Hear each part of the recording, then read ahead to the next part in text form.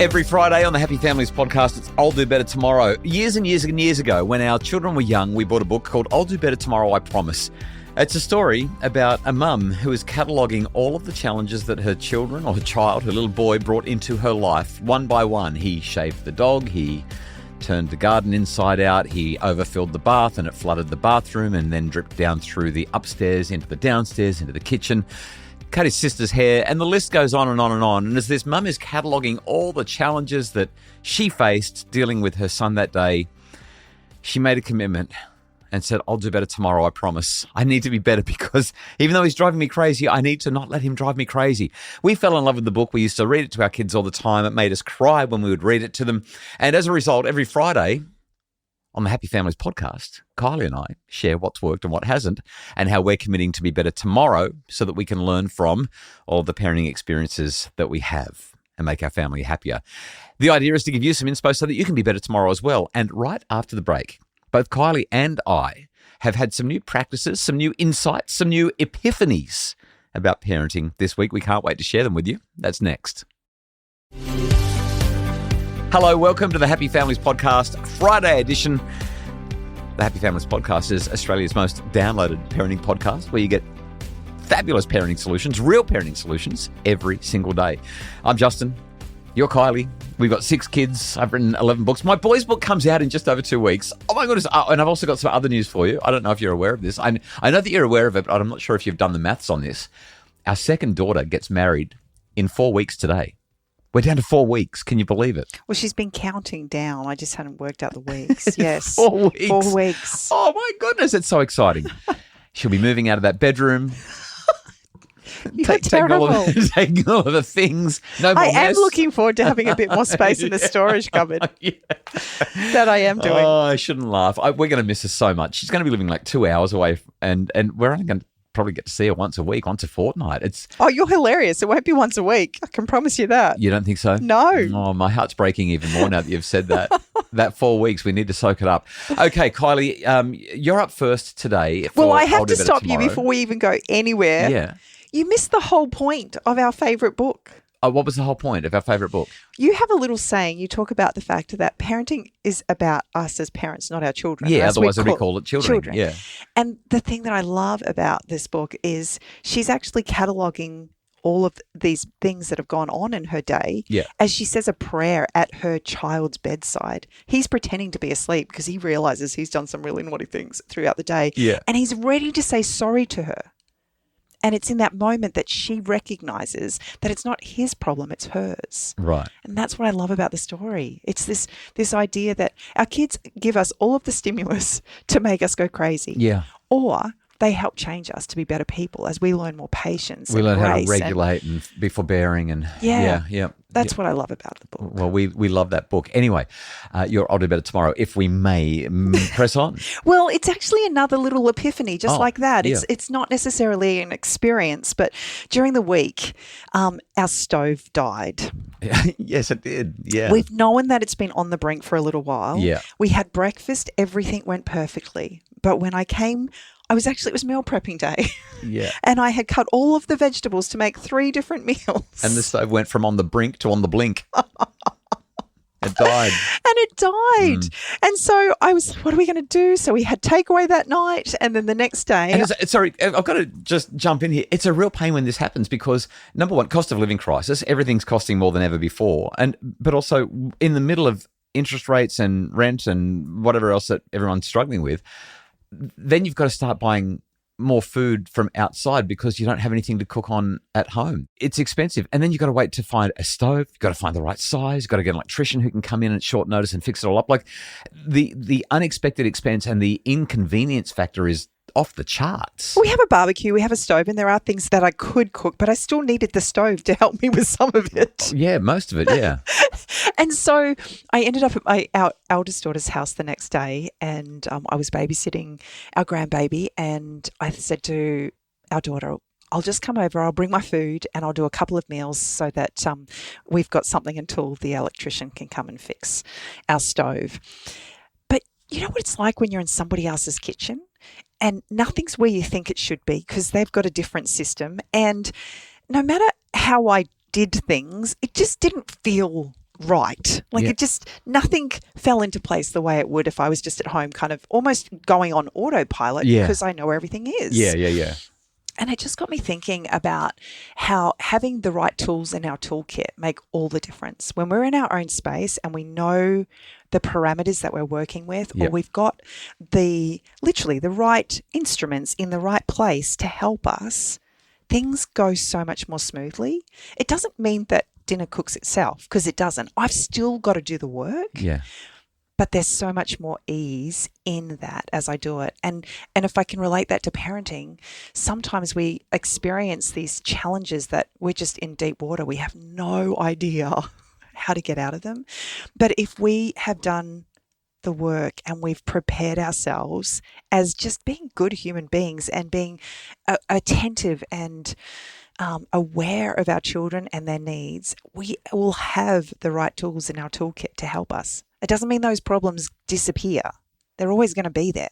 But we have a better capacity to navigate those challenging waters because the tools are already there.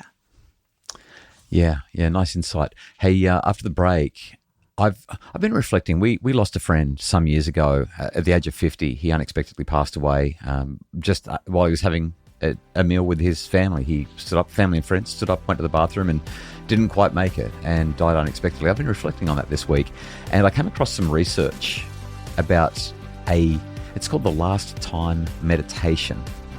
And as I've reflected on that this week, that informs my I'll do better tomorrow. I'll tell you more about that right after this.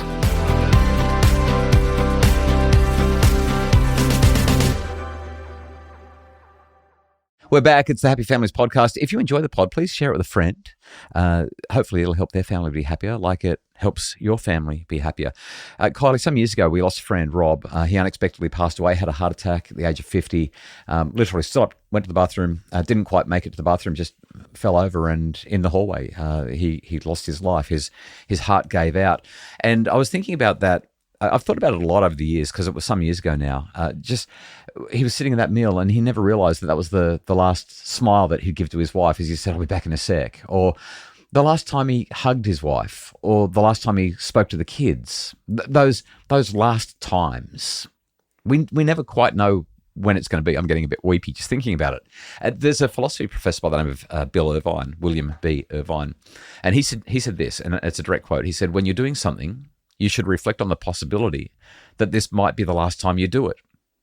And I know that's, in some ways, it's a really morbid and terrifying thought. And some people might think, I don't want to imagine this is the last time I'm doing it. Why would I do that? But there's something quite magic that happens when you do. Because when you give your daughter a hug in the kitchen, or when you smile and give one of your other kids a high five as they walk past you, if you pause and think, this could be the last time that I ever get to do this, you give it more.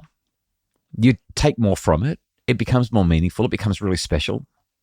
And the last time meditation is what Bill Irvine calls it. Just thinking, there is a last time that we've done a whole lot of things with our kids. There is a last time that you take your sleeping child out of the car and carry them to bed. And I know this because a couple of weeks ago, we got home really, really late. I can't believe I'm confessing to this on the podcast. We got home really, really late. We were exhausted. And I forgot that Emily, our 12-year-old, had fallen asleep in the back of the car as we drove home. And I got out of the car and went to bed. And you got out of the car and went to bed. And she woke up apparently at about 1 o'clock in the morning, cold and uncomfortable in the car. And she just put herself to bed. But the front door was locked, so she had to walk around and find the door that was... One of the kids hadn't locked one of the doors. We shouldn't have said that too loudly. And she managed to get herself in the house. Oh, my goodness. But I was thinking about that, and it occurred to me, I'm probably never going to carry one of my children to bed ever again if they fall asleep in the car, including even if I'm aware of it, because they're too big and too heavy.